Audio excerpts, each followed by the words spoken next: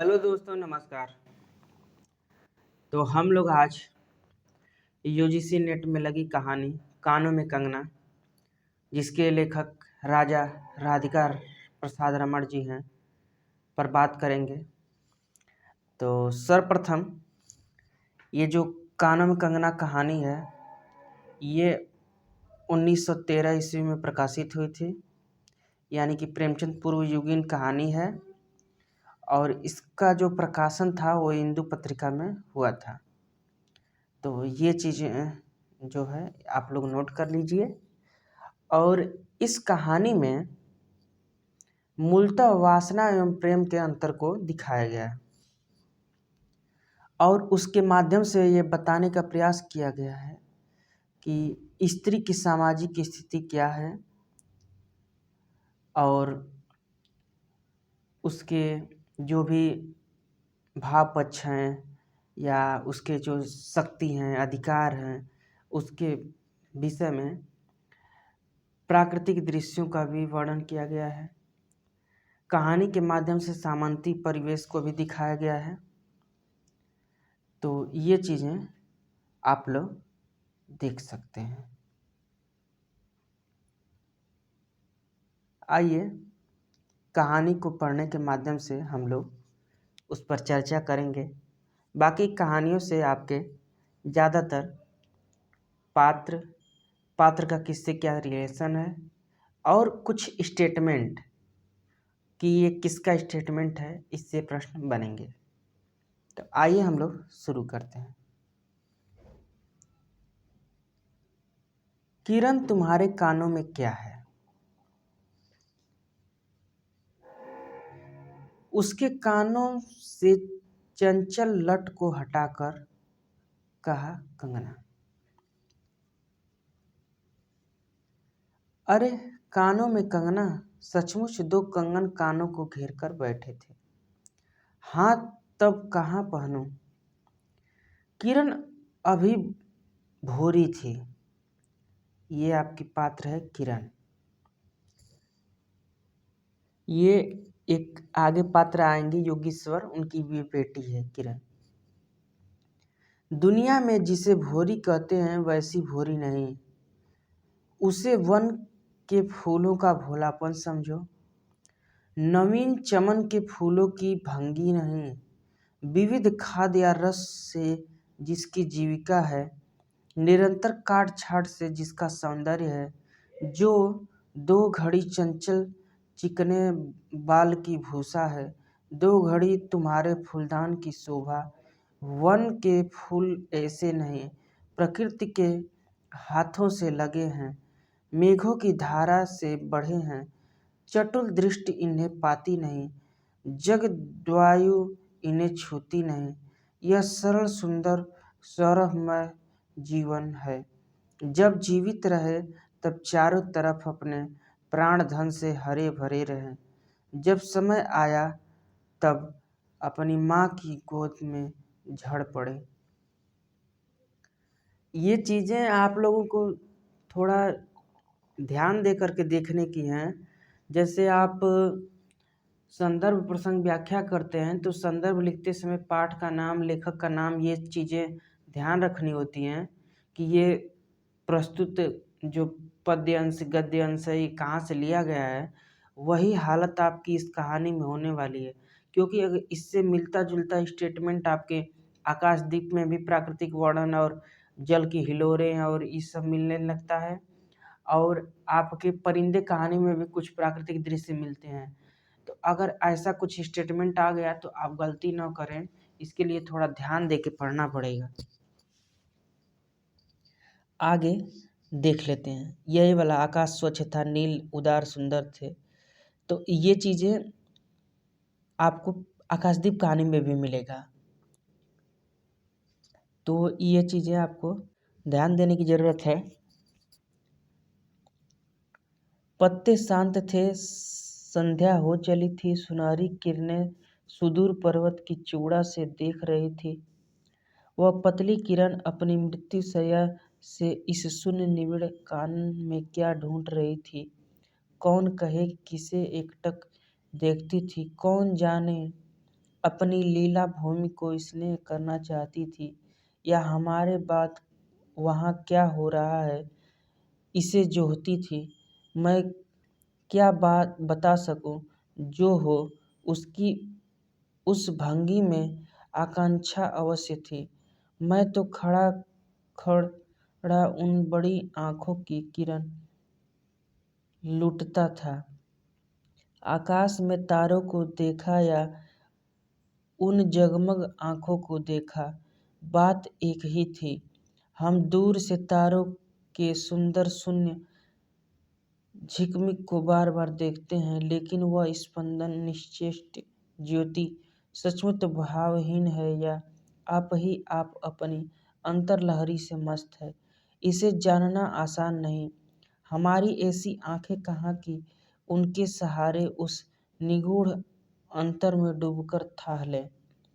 मैं रसाल की डोली थामकर पास ही खड़ा था। वह बालों को हटाकर कंगन दिखाने की भंगी प्राणों में रह रह कर उठती थी। जब माखन चुराने वाले ने गोपियों के सर के मटके को तोड़कर उसके भीतर किले को तोड़ डाला, या नूरजहां ने अंचल से कबूतर को उड़ाकर शाहजहां के कठोर हृदय की धज्जियां उड़ा दी, फिर नदी के किनारे बसंत वल्लभ रसाल पल्लवों की छाया में बैठी किसी अपरूप बालिका की यह सरल स्निग्ध भंगिमा एक मानव अंतर पर क्यों न दौड़े। किरण इन आंखों के सामने प्रतिदिन आती ही जाती थी। कभी आम के टिकोरे से आंचल भर लाती, कभी मौलसिरी के फूलों की माला बना लेती, लेकिन कभी भी ऐसी बाल सुलभ लीला आंखों से होकर हृदय तक नहीं उतरी। आज क्या था, कौन शुभ या अशुभ क्षण था। अचानक वह बनैली लता मदार माला से भी कहीं मनोहर दिख पड़ी। कौन जानता था कि चाल से कुचाल जाने में, हाथों से कंगन भूलकर कानों में पहनने में इतनी माधुरी है, 2 टके के कंगन में इतनी शक्ति है। गोपियों को भी स्वप्न में भी नहीं झलका था कि बांस की बांसुरी में घूंघट खोलकर नचा देने वाली शक्ति भरी है। ये लाइन इम्पोर्टेंट है। गोपियों को कभी स्वप्न में नहीं झलका था कि ये पूछी जा सकती है कि किस कहानी की ये लाइन है, किस कहानी से ली गई है। मैंने चटपट उसके कानों से कंगन उतार लिया, फिर धीरे धीरे उसकी अंगुलियों पर चढ़ाने लगा। न जाने उस घड़ी कैसी खलबली थी, मुंह से अचानक निकल आया, किरण, आज की यह घटना मुझे मरते दम तक न भूलेगी। यह भीतर तक बैठ गई है। ये स्टेटमेंट आपके नरेंद्र का है। नरेंद्र, ये चीज़ आप लोग ध्यान दीजिएगा। उसकी बड़ी बड़ी आंखें और भी बड़ी हो गईं।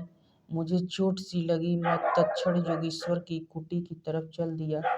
प्राण भी उसी समय नहीं चल दिए। यही विस्मय था।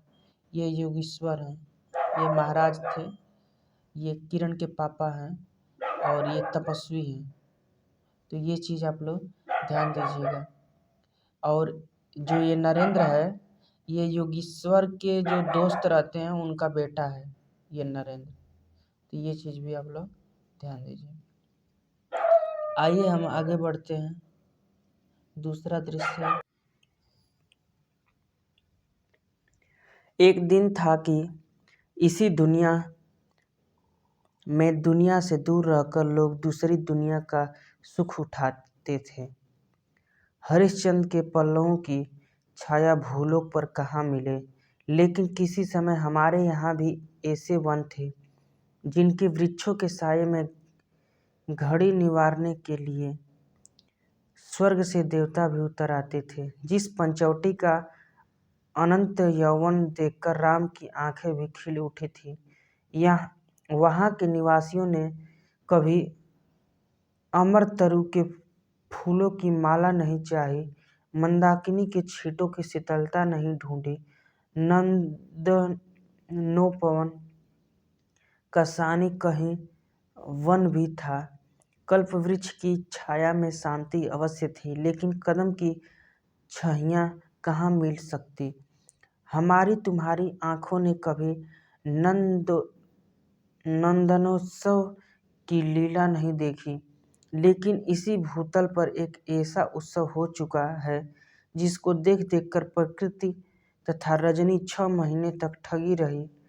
सत सत देवांगनाओं ने परिजात के फूलों की वर्षा से नंदन कानन को उजाड़ डाला।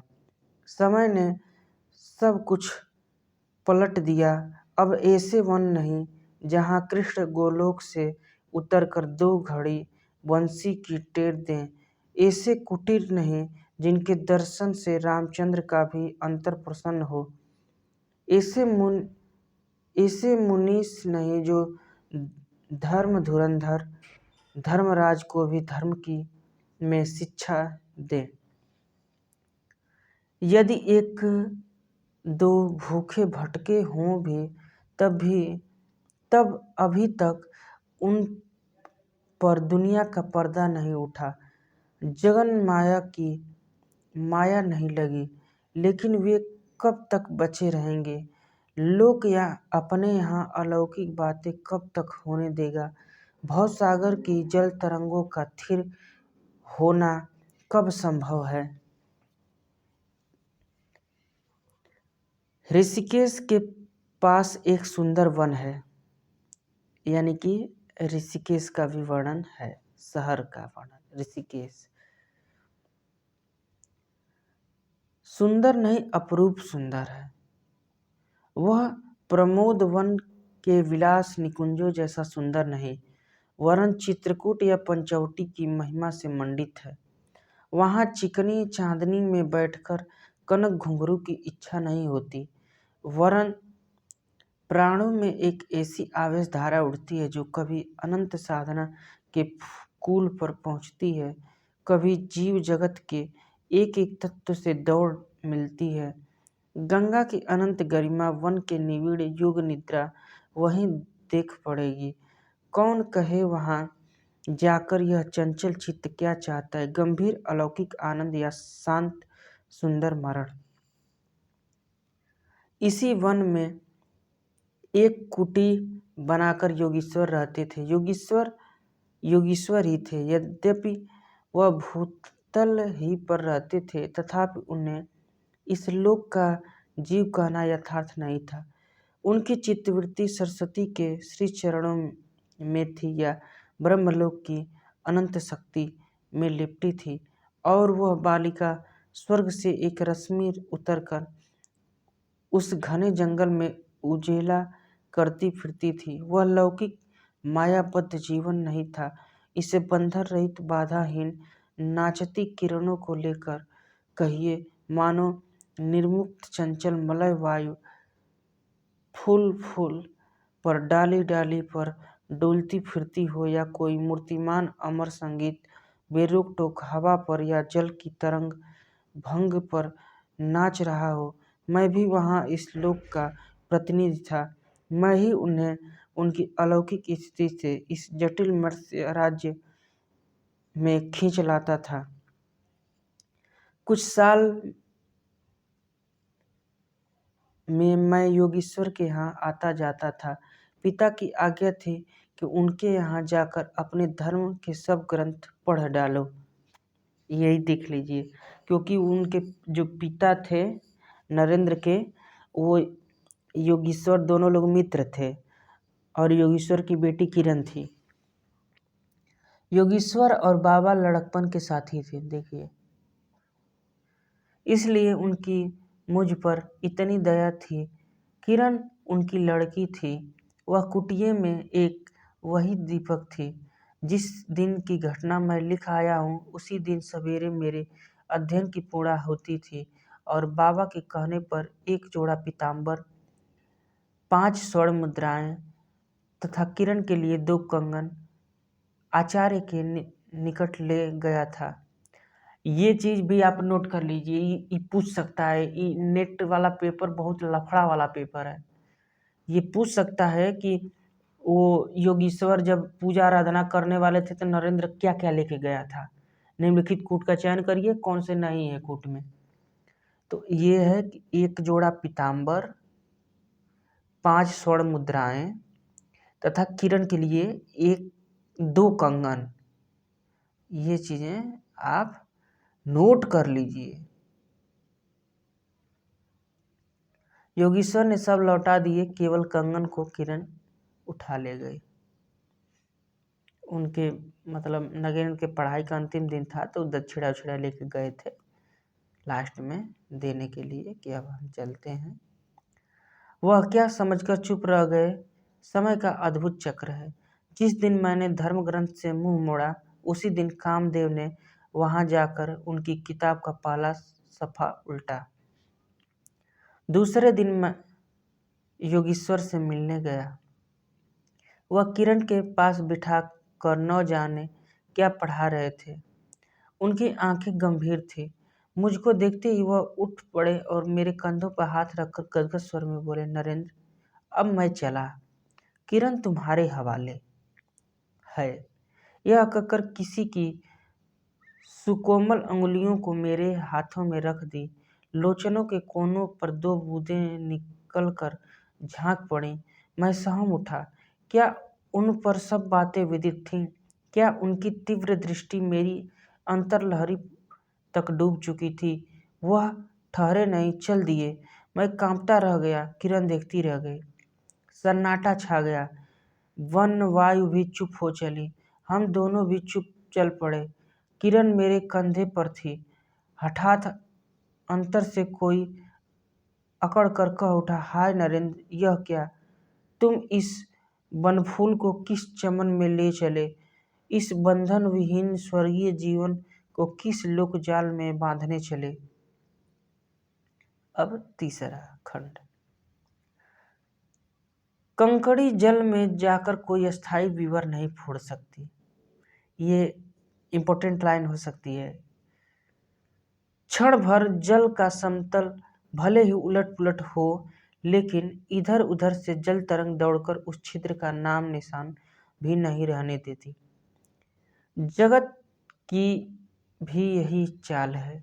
यदि स्वर्ग से देवेंद्र भी आकर इस लोक चाल में खड़े हों, फिर संसार देखते ही देखते उन्हें अपना बना लेगा। इस काली कोठरी में आकर इसकी कालिमा से बचे रहें, ऐसी शक्ति अब आकाश कुसुम ही समझो।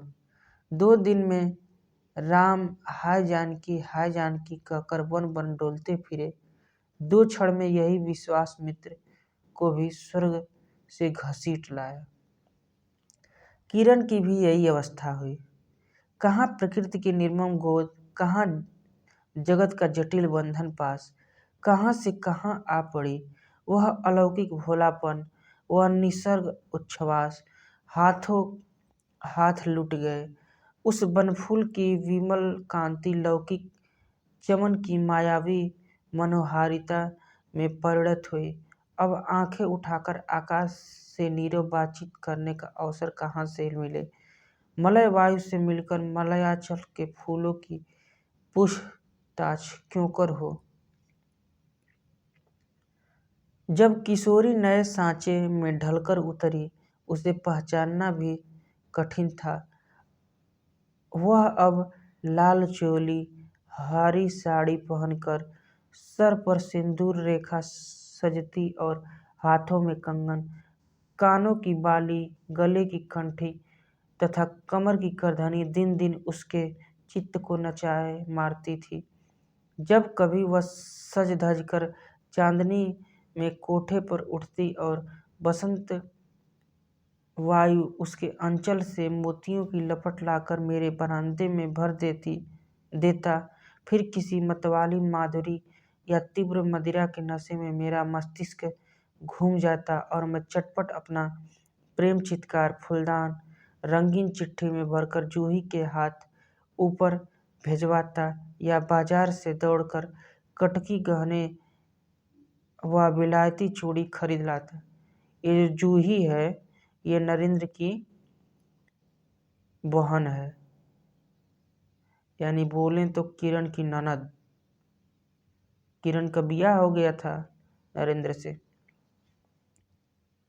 लेकिन जो हो अब भी कभी कभी उससे के प्रफुल्ल वदन पर उस आलोक की छटा पूर्व जन्म की सुख स्मृतिवत चली आती थी और आंखें उसी जीवंत सुंदर झिकमिक का नाच दिखाती थी।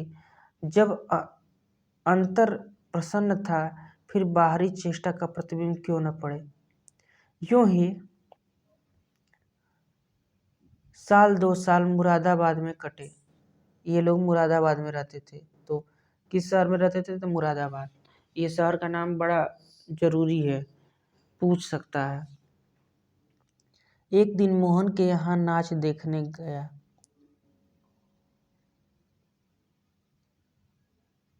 ये जो मोहन है ये नरेंद्र का दोस्त है।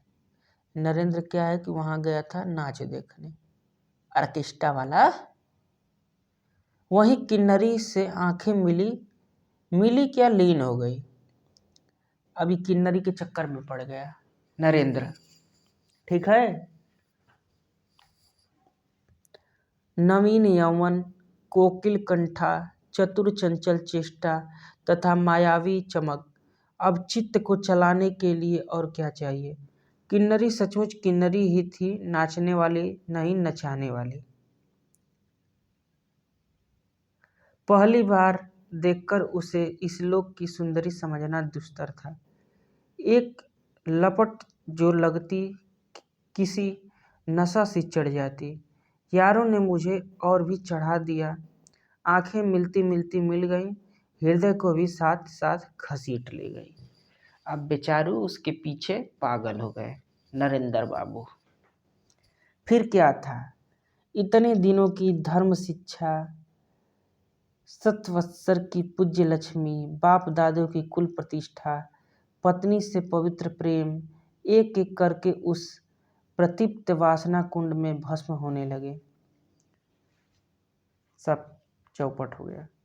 अग्नि और भी बढ़ती गई। किन्नरी की चिकनी दृष्टि, चिकनी बातें घी बरसाती रही। घर बार सब जल उठा। मैं भी निरंतर जलने लगा, लेकिन ज्यों ज्यों जलता गया जलने की इच्छा जलाती रही। वाह वाह वाह। आगे अब 5 महीने बीत गए जब नाच देखने गए थे तब से। 5 महीने कट गए, नशा उतरा नहीं। बनारसी साड़ी, पारसी जैकेट, मोती का हार, कटकी कर्णफूल, सब कुछ लाकर उस मायाकारी के अलक्त रंजित चरणों पर रखे। किरण हेमंत की मालती बनी थी, जिस पर एक फूल नहीं, एक पल्लव नहीं। घर की वधू क्या करती? जो अनंत सूत्र से बना था, जो अनंत जीवन का संगी था, वही हाथों हाथ पराये के हाथ बिक गया। फिर ये तो 2 दिन की चकमकी खिलौने थे, इन्हें शरीर बदलते क्या देर लगे।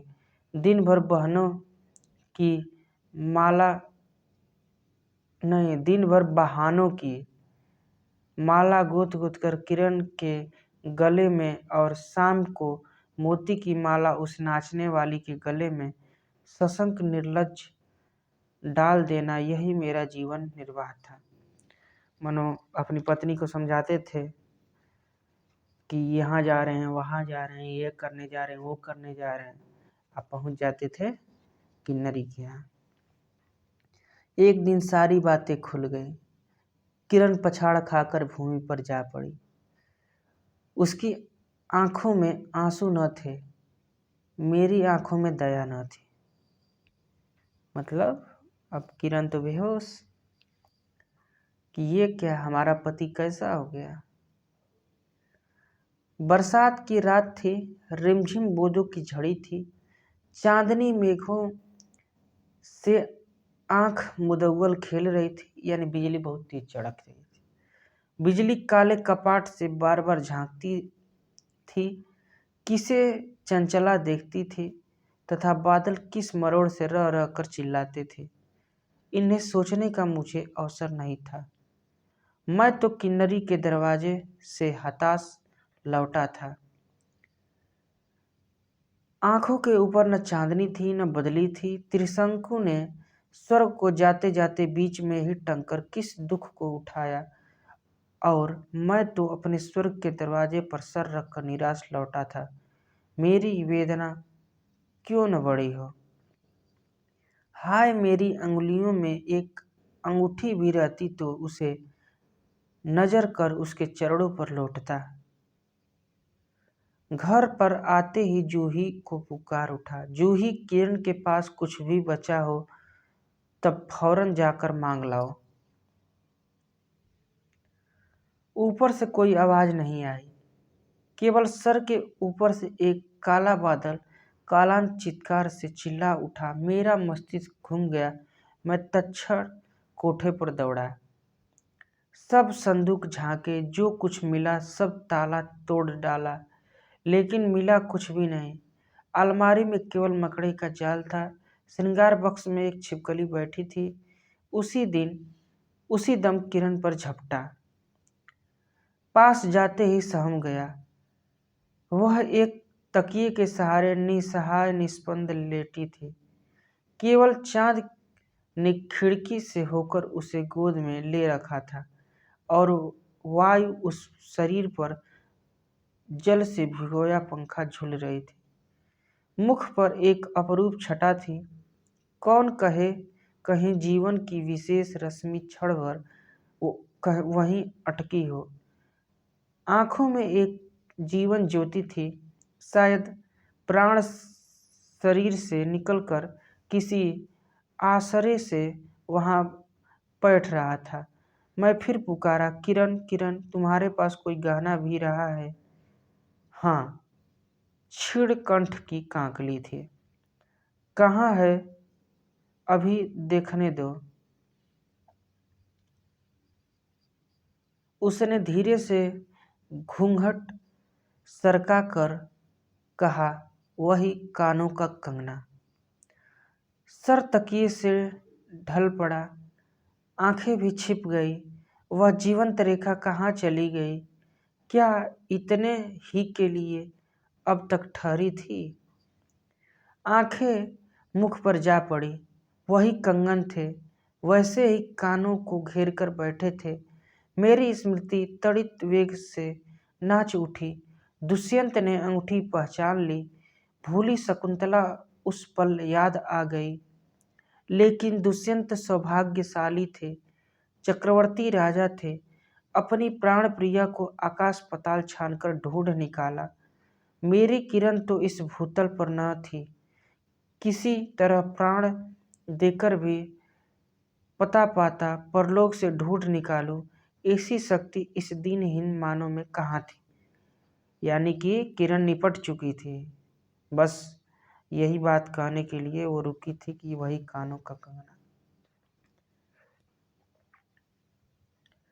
चढ़ा नशा उतर पड़ा, सारी बातें झूम गई, आंखों की पट्टी खुल पड़ी। लेकिन हाय, खुली भी तो उसी समय जब जीवन में केवल अंधकार ही रह गया।